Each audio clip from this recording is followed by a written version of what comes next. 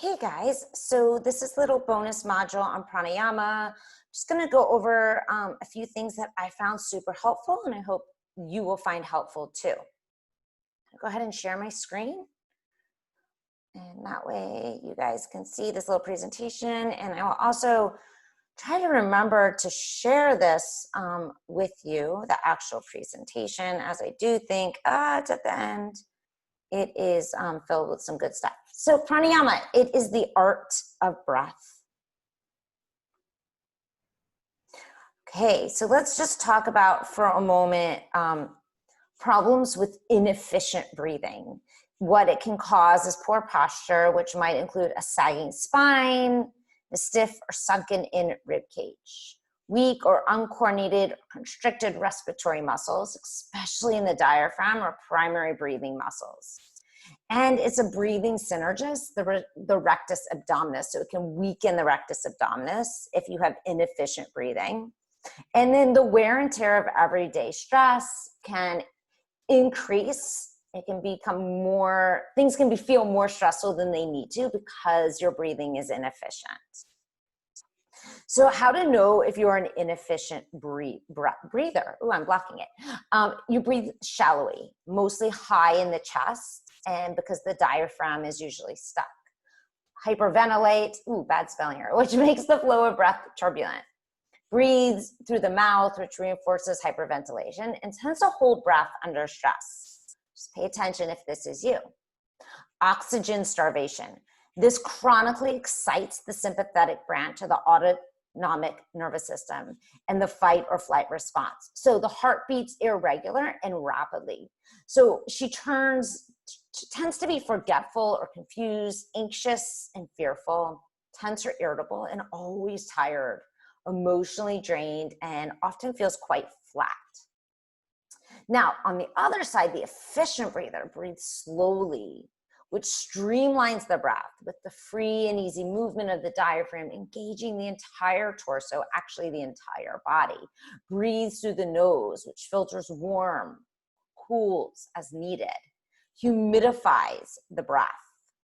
Nose breathing naturally slows the exhale, which we know is to help slow the nervous system down. It improves digestion and elimination, and it activates the parasympathetic nervous system for that relaxation response. We want to become efficient breathers. Which one are you? Just go ahead and answer that for yourself. All right.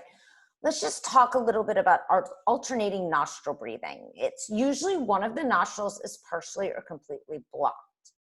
And it alters throughout the day. Each cycle lasts anywhere between 1 and 2 hours, and it can alter the states of consciousness. So left nostril dominance is connected to the right brain hemisphere. The Ida Nadi nature is feminine and peaceful, right? So if the left nostril is dominant, and you are in that space, you want to be doing things at that time that are respectful of this type of nature, right? Like, so relaxing, reading a book, maybe taking a walk. Now, if your right nostril is dominant, this is connected more to the Pingala Nadi, which is masculine and aggressive. So it's like very action oriented and lots of movement often and ready to go. So when you're in right nostril dominance, that's when you want to be taking lots of action and moving forward in your life. Like maybe you go for a run, or, if you're working on your business, this is a great place to be. Now, the coolest thing is we can affect these two nostrils with alternating nostril breathing. Now, the real goal, right, is to come into a place of balance between the two. Because when we're in balance and not one is more blocked than the other, the mind and the body relax, anxiety is reduced, and it just promotes general well-being. So of course, they're gonna go in and out of balance, but we wanna pay attention and start to bring ourselves more into balance. So it's not necessarily one or the other. So how to? You're going to put your left hand on your lap, right hand brings towards your face. You're going to take your right nostril with your thumb And just, you're gonna close your right nostril off and with your thumb, and then inhale up the left side. Pause, turn your gaze to your third eye, close off both, and then exhale quietly and slowly out the right side. From here, inhale up your right side. Hold both nostrils, shut your thumb and ring finger, and then open, exhale out the left side quietly with ease. This equals 1 round, guys. So you're gonna wanna do a minimum, I always say, of 12. Sometimes it's nice to just set a timer and go for around 5 minutes. And this is gonna start to bring you into a state of balance. And you can do this, you know, before you meditate, but really you can do this anytime during the day when you're feeling maybe low energy or out of balance, or if you're feeling too high energy and you want to bring yourself down a little bit. All right, so let's move on to ratio breathing. Ratio breathing is another fabulous style of breath, and you can play around with ratio breath a lot. But the 2 important things I want you to know with ratio breathing is when you extend your exhale, it reduces stress, anxiety. It automatically calms you down. Extended inhales are going to increase your energy, and this often helps depression and fogginess. So depending on what you're needing depends on how you alter the inhale or the exhale. It's a great tool to really ground and center, especially if you're feeling, like I said, anxious or depressed. And it's a lot of times I'll use this breath with a client. They show up on the call and they just seem all over the place. I can help bring them into this more neutral place, a little more grounded. Or if I get on a call with someone and they're just, you know, feeling, you can tell their energy is really low and they seem like a bit depressed, helps to lift the energy so then we can bring things to the surface, right? And we can start to actually move forward with where they're stuck. So how to? So first off, you want to figure out what your average max breath is. And of course, there is a really more scientific way of doing this, but I'm going to show you how you can do this right now just on your own. You can just breathe in and breathe out. Take between 5 and 10 rounds and just count your breath. When you're done, add it up and notice what the average was. Or you can be like, you know what, I know that my average inhale was 6 and my average exhale was 5. So then your average is somewhere between 5 and 6. You're just going to find that number and figure out what your max breath is. Whatever that number is, then when you start, you're going to drop by 1 at minimum. So I'm going to take you right now just through if someone was feeling a little more agitated, a little more anxious. This is where you're going to extend the exhale. So you're going to take 7 rounds, and the first round is balanced. So it's going to be 4, inhale for 4, pause for 0, exhale 4, pause 0.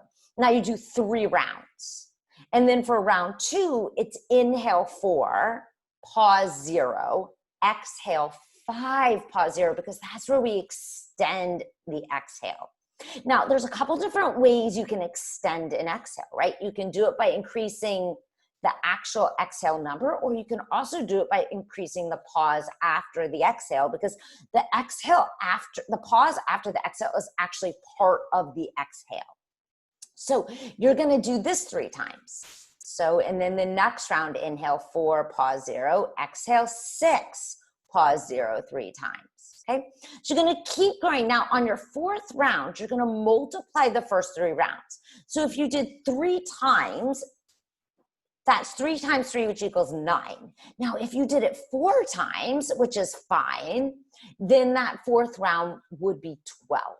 Okay, so you want to multiply times the amount of times you did each round. Then you're going to go back down until you find that balanced state, right? So round 5 would be inhale 4, pause 0, exhale 6, pause 0 3 times, going backwards. Round 6, inhale 4, pause 0, exhale 5, pause 0 3 times.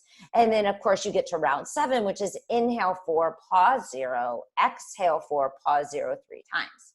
So you can play around with these ratios, see how it feels for you. This is just the most simplest way to do it. encourage you to explore this with yourself, see what feels good in your body. Often I'll increase the pause, and then people don't feel as constricted. And then some people it's different, right? Like when you tell them to pause, they start to like tense up. We don't want to cause that in the body because that's just increasing the stress. We want it to still be relatively easy and not stressful. All right, so like I said, you can play around with the ratios to get a different effect. You can add counts to your pause. Remember, if you add to the first pause, that affects the extension of the inhale. If you add to the second pause, that affects the extension of the exhale. All right, so just real quickly, guys, the last type of breath I want to go over is just basic box breathing. It grounds you, calms you, and centers you. You create a box with your breath. So it's inhale 3, pause for that same number. So that's 3. Exhale 3, pause for that same number. You can do as many rounds as needed. I always suggest a minimum of 10.